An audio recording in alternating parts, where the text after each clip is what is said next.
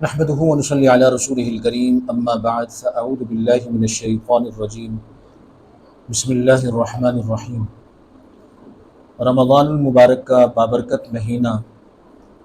ہماری اور آپ کی زندگی میں گزر رہا ہے۔ جس عزم جس جذبے کے ساتھ رمضان المبارک کو گزارنا چاہیے، ہر شخص کے علم میں ہے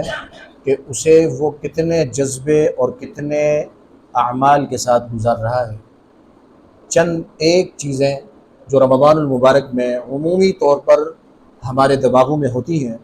اس کی نشاندہی کرنی ہے۔ دیکھیے، رمضان المبارک نیکیوں کا سیزن ہے، عمل کا مہینہ ہے، قرآن کی تلاوت کا مہینہ ہے، اللہ کی طرف خوب متوجہ ہونے کا مہینہ ہے۔ لیکن ہمارے معاشرے میں جب ہم غور کرتے ہیں تو معاشرے میں ایک بڑا طبقہ رمضان المبارک کو اپنی سہولت کا مہینہ سمجھتا ہے۔ اس کی ترتیب یہ ہے کہ ہر جگہ پر کہیں 8 گھنٹے ڈوپ ہے تو وہ 6 گھنٹے ہو جاتی ہے، 12 گھنٹے ہے تو 10 گھنٹے ہو جاتی ہے۔ تو لوگ یہ سمجھنے لگ جاتے ہیں کہ رمضان المبارک میں ہم آرام کریں۔ رمضان المبارک آرام کا مہینہ نہیں ہے۔ یا لوگوں کے دل میں یہ جذبہ ہوتا ہے کہ راتوں کو جاگیں گے اور دن کو سو کر روزہ گزاریں گے۔ یہ جذبہ کثرت کے ساتھ پایا جا رہا ہے، اور اس جذبے کی وجہ سے تراویح کے بعد کا وقت اچھے خاصے دیندار لوگ بھی ضائع کرتے ہیں، فضولیات میں لگے رہتے ہیں، گپ شپ میں لگے رہتے ہیں، اور اس وقت کو غنیمت سمجھ کر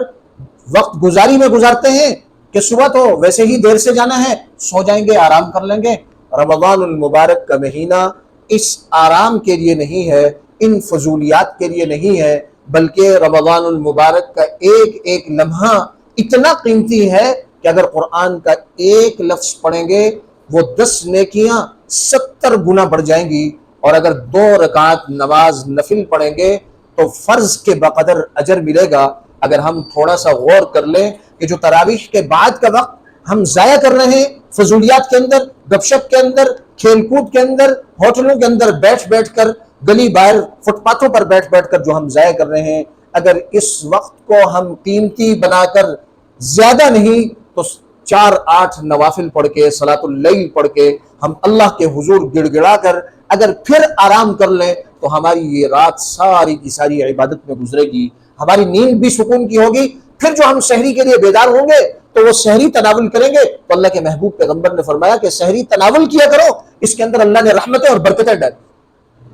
بہت سارا نوجوان طبقہ جن کے دل و دماغ میں یہ بات پڑ جاتی ہے کہ رمضان المبارک میں وہ ٹورنامنٹ چلاتے ہیں کرکٹ کے میچ رکھتے ہیں، اور رات ساری جو ہے لائٹنگ کر کے کرکٹ میں گزارتے ہیں، اور پورا سال اس کا انتظار بھی کرتے ہیں اور اس کا اہتمام بھی کرتے ہیں۔ حالانکہ یہ انتہائی غلط بات ہے، انتہائی غلط عادت ہے۔ رمضان المبارک کی راتیں کرکٹ کے لیے نہیں ہے، کھیل کود اور لہو و لعب میں لگنے کی نہیں ہے، بلکہ یہ راتیں تو اللہ کے حضور جھکنے کی راتیں ہیں، یہ راتیں تو اللہ کے سامنے عبادت کے اندر گزارنے کی راتیں ہیں، گڑ گڑانے کی راتیں ہیں، راز و نیاز کی راتیں ہیں۔ ان راتوں میں اس جذبے کے ساتھ کہ ہم ٹورنامنٹ چلائیں گے، کرکٹ کھیلیں گے، اور لوگ باقاعدہ اچھے خاصے لوگ اس میں پیسہ بھی خرچ کر رہے ہیں، اپنا پیسہ بھی لوٹا رہے ہیں، اور ان سارے نوجوانوں کو کھلانے پلانے کے اعتبار سے بھی انہیں پیسہ دے رہے ہیں، ان کے انعامات کے لیے بھی پیسہ لوٹا رہے ہیں۔ میرے بھائیو، دوستو، بزرگوں، ذرا ٹھنڈے دل و دماغ سے سوچیں کہ یہ رمضان المبارک کی راتیں کھیلنے کی راتیں نہیں ہیں،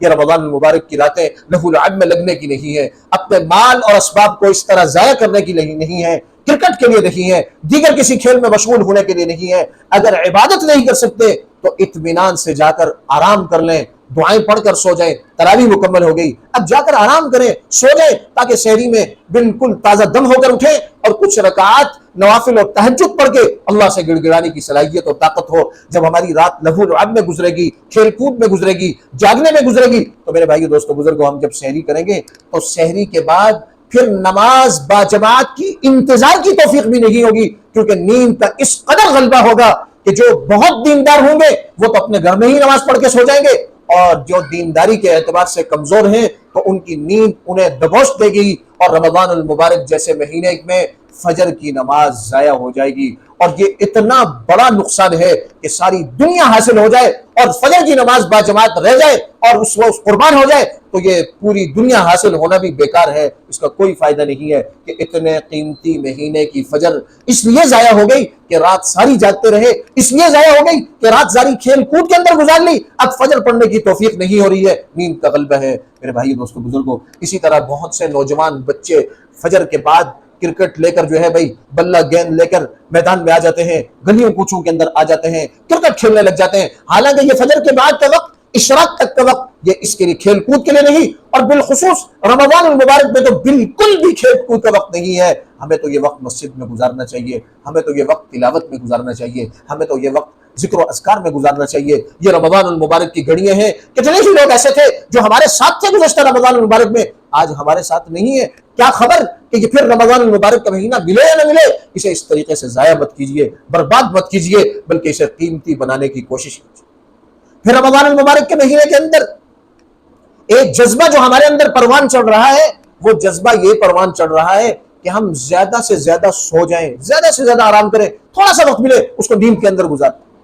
آرام کرنے میں گزاریں۔ یہ جذبہ پروان چڑھتا رہتا ہے۔ ہم دیکھتے ہیں کہ اس جذبے کی وجہ سے بہت سارے لوگ فجر کے بعد سو گئے، ظہر کے لیے بیدار ہوئے، ظہر کے بعد سو گئے، کام کاج نہیں تو ظہر کے بعد سو گئے، عصر کے لیے بیدار ہوئے، تو اس طریقے سے یہ پورا وقت سونے میں بیت جاتا ہے۔ حالانکہ یہ نیند کا مہینہ نہیں ہے، یہ تو جاگنے کا مہینہ ہے، یہ آرام کا مہینہ نہیں ہے، بلکہ یہ اپنے آپ کو کھپانے کا مہینہ ہے، یہ سہولت کا مہینہ نہیں، بلکہ اپنے جسم کو اللہ کے سامنے تھکانے کا مہینہ ہے، کیونکہ اس میں ایک ایک عمل اللہ کے قریب کرنے والا ہے، اور ایک ایک عمل کی وجہ سے اللہ خوب عنایتیں اور خوب کرم نوازی فرماتے ہیں۔ اس لیے ضرورت اس بات کی ہے کہ ہم اس مہینے کو عبادت کے اندر گزاریں، اس مہینے میں قرآن کی تلاوت کے اندر گزاریں، اس مہینے کو ہم اللہ کے سامنے گڑ گڑانے میں گزاریں، زیادہ سے زیادہ وقت ہم اللہ کی عبادت کے لیے وقف کر لیں تاکہ ہم اللہ کی عبادت میں لگے رہیں۔ گرامی قدر سامعین، رمضان المبارک کے مہینے میں ایک وبا ہمارے ملک میں، ہمارے شہر میں ایک عجیب سی وبا یہ ہے کہ لوگ روزہ نہیں رکھتے۔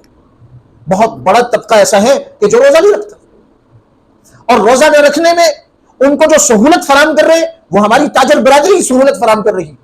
انہیں سہولت فراہم کرنے والے ہمارے ہوٹل والے برادران جو ہے انہیں سہولت فراہم کر رہے ہیں، اور انہیں سہولیات فراہم کرنے والے ہمارے دکاندار بھائی ہیں جو انہیں سہولت فراہم کر رہے ہیں کہ یہ روزہ خور جو ہے ان دکانوں سے آ کر چیزیں لے کے جا رہے ہیں، ہوٹلوں سے آ کر چیزیں لے کے جا رہے ہیں۔ ریڈیو والے لوگ جو ہے جو سموسے پکوڑے پکانے والے ہیں وہ بہت پہلے وقت پہ آ کے ظہر کے وقت آ کر لگا دیتے ہیں، اور پھر یہاں پر آ کر بہت سارے ایسے لوگ جو اللہ کے غصے کو حرکت دیتے ہیں اور اللہ کے غصے میں اضافہ کرتے ہیں، وہ روزہ نہیں رکھتے، روزہ کھاتے ہیں، اور ان کے سہولت کا کیا ہے، چند تکوں کے لیے ہماری تاجر برادری ہے۔ ہمیں چاہیے کہ ہم پورے محلے میں، اپنے محلے کے اندر ہم اپنے بڑے لوگوں سے مشاورت کریں، ائمہ سے مشاورت کریں، مسجد کے ذمہ داران سے مشاورت کریں، اور سرکردہ لوگوں سے مشاورت کر کے ہم اپنی ایک ایسی ٹیم بنائیں کہ جو ٹیم وہ لوگوں کے پاس جائے، انہیں دعوت دے، تاجروں کو دعوت دے، انہیں اللہ کا خوف دلائے کہ جس طرح ایک روزہ خور روزہ کھا کر بغیر کسی وجہ کے، بغیر مجبوری کے روزہ کھا کے اللہ کے ہاں مجرم ہے، اسی طرح وہ ہوٹل والا، وہ ریڑی والا، وہ دکان والا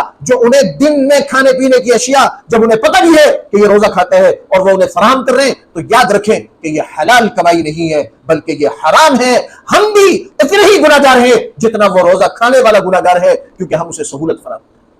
تو ضرورت اس بات کی ہے کہ بڑے انتہائی آداب کے ساتھ، انتہائی ادب کے ساتھ، انتہائی محبت کے ساتھ محلے کی سطح پر ایک سرکردہ لوگ، بڑے لوگ اس ذمہ داری کو اپنے سر پر لیں اور تاجروں سے بات کریں، ہوٹل والوں سے بات کریں، ریڑی والوں سے بات کریں کہ بھئی آپ ایسے وقت میں کوئی چیز فروخت نہ کریں کہ جس میں آپ کے علم میں ہو کہ لوگ روزہ کھاتے ہیں، روزہ توڑتے ہیں اور اپنا پیٹ پوجا کرنے کے لیے آپ سے چیز خرید رہے ہیں۔ آپ اپنے کاروبار کو حلال کاروبار کے اندر حرام شامل نہ کریں۔ اللہ کے غضب میں جس طرح وہ اضافہ کر رہے ہیں آپ ان کے سہولت کار بن کر اللہ کے غضب میں آنے کی کوشش نہ کریں، بلکہ ہمیں چاہیے کہ ہم اپنے گھروں کے اندر، اپنے بچوں میں، اپنے نوجوانوں میں، سب کے اندر ایسی دعوت چلائیں کہ ہمارا ہر بالغ نوجوان روزہ رکھنے والا ہو۔ اور یہ موسم تو اتنا خوبصورت موسم ہے جس سے ہم گزر رہے ہیں اور کئی سال تک ہم اس میں گزرتے رہیں گے۔ ہمیں تو چاہیے کہ ہم اپنے 10 سالہ بچے بچیوں کو روزے رکھوائیں، ان کو عادی بنائیں۔ یہ مشق کا مہینہ ہے، یہ جتنے رمضان مبارک آج سے آگے 10 سال تک، 6 سال، 8 سال تک چلیں گے، یہ تو نوجوانوں کے لیے انتہائی مشق کا مہینہ ہے۔ ہم اپنے بچوں کو روزہ رکھوائیں، ان کو شوق دلائیں، ان کی افطاری کے اندر جو ہے ان کی دعوت کریں تاکہ اس جذبے کسی بھی طرح سے وہ روزہ رکھنے والے بن جائیں۔ اور کبھی بھی بچوں کو یہ تانا مت دیں کہ آپ تو اس چیز کے لیے روزہ رکھتے ہیں، آپ تو اس چیز کے لیے روزہ رکھتے ہیں، اپنے بچوں کو کبھی بھی تانا نہ دیں۔ انہیں لالچ میں لائیں، انہیں کسی بھی طرح روزے پر لائیں۔ اگر آج 10 سال کی عمر میں ہم نے ان کے روزے کی فکر کی، انشاءاللہ ساری زندگی روزے رکھیں گے، چاہے تو کڑکتی دھوپ ہوگی تب بھی وہ روزہ رکھیں گے۔ اس لیے ہمارے گھروں کے اندر، ہم اپنے گھروں کے اندر بہت خوش اسلوبی کے ساتھ رمضان المبارک کے اعتبار سے ایسا زبردست ماحول پیدا کریں کہ ہمارا گھر دین کا گہوارہ بن جائے، ہمارا گھر دین کا قلعہ بن جائے، ہمارا ہر بچہ رمضان المبارک میں اس کی اتنی زبردست تربیت ہو جائے کہ پورا سال پھر ہمیں انہیں دعوت دینے کی ضرورت ہی نہ پڑے، وہ خود بخود دینداری میں آگے بڑھنے والے بن جائیں۔ اللہ تبارک و تعالیٰ سے دعا ہے کہ اللہ رب العزت ہمیں رمضان المبارک کی قدر کرنے کی توفیق عطا فرمائے، اور رمضان المبارک کے حوالے سے چکنا ہونے کی توفیق عطا فرمائے، خوب عبادات میں لگنے کی توفیق عطا فرمائے، قرآن کی تلاوت کی کثرت کے ساتھ اللہ توفیق عطا فرمائے، ذکر و اذکار کی توفیق عطا فرمائے۔ وآخر دعوانا ان الحمد للہ۔